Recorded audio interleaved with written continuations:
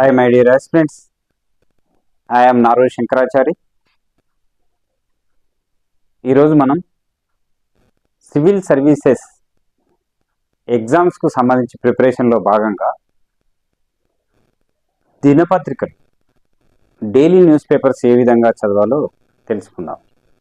ముఖ్యంగా దినపత్రికల్ని మనం సేకరించుకున్న తర్వాత మొదటి పేజీ నుంచి చివరి పేజీ వరకు హెడింగ్స్ చూడండి. ఫస్ట్ హెడింగ్స్లో మీకు కావాల్సినటువంటి ముఖ్యమైనటువంటి అంశాలు ఏవో గుర్తించండి. వాటిని మార్కర్తో కానీ స్కెచ్ పెన్తో కానీ హెడింగ్స్ మాత్రం ట్రిక్ చేయండి, లేదా అండర్లైన్ పెట్టుకోండి, లేదా రౌండ్ అప్ చేయండి. 2 నిమిషాలలో పేపర్ మొదటి పేజీ నుండి చివరి పేజీ వరకు తిరిగేయాలి. తర్వాత ఏవైతే అండర్లైన్ చేసుకున్నామో వాటిని మాత్రం చదువుకోవాలి. లేదా ముఖ్య అంశాలు ఏవైనా ఉన్నట్టయితే పేపర్ కటింగ్స్ కట్ చేసుకొని భద్రంగా దాచిపెట్టుకోండి.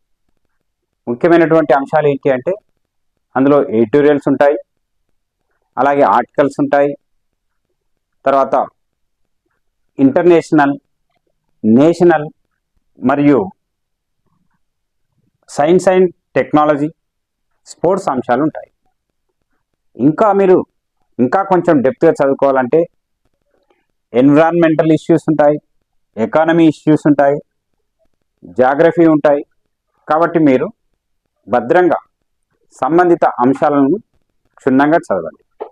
మనం పేపర్ మొత్తానికి ఎంత సమయం కేటాయించాలి అంటే డైలీ 1 అవర్ సరిపోతుంది. డైలీ 1 అవర్ సరిపోతుంది.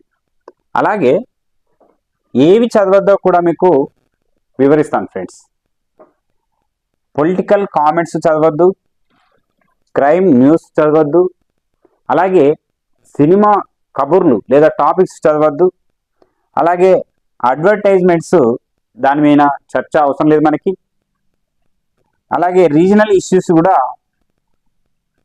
చాలా తక్కువగా చదివితే బెటర్. ముఖ్యంగా మీరు ఏ పేపర్లని ఫాలో కావాలి? The Hindu, Indian express, times of India, ఈ 3 పేపర్లలో ప్రధానమైనటువంటి అంశాలను గుర్తించి వాటిని చదువుకుంటే సరిపోతుంది. అలాగే పిఐబి రిలీజ్ చేసేటటువంటి ముఖ్యాంశాలను కూడా మనం తిరిగేయడం వల్ల మనకు ఏవైతే ప్రాధాన్యత అంశాలు ఉంటాయో ఆ పిఐబి వారి ద్వారా కూడా మనం సేకరించుకోవచ్చు. కాబట్టి ఫ్రెండ్స్, డైలీ న్యూస్ పేపర్ను చదివే ముందు చాలా జాగ్రత్తగా చదవాలి.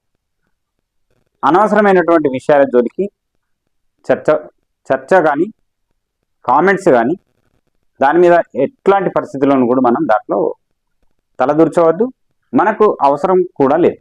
కాబట్టి ఫ్రెండ్స్, మీరు పేపర్లను చదివేటప్పుడు ఏవైతే ముఖ్యాంశాలుగా గుర్తించారో వాటిని మాత్రమే చదవండి friends. Thank you my dear friends.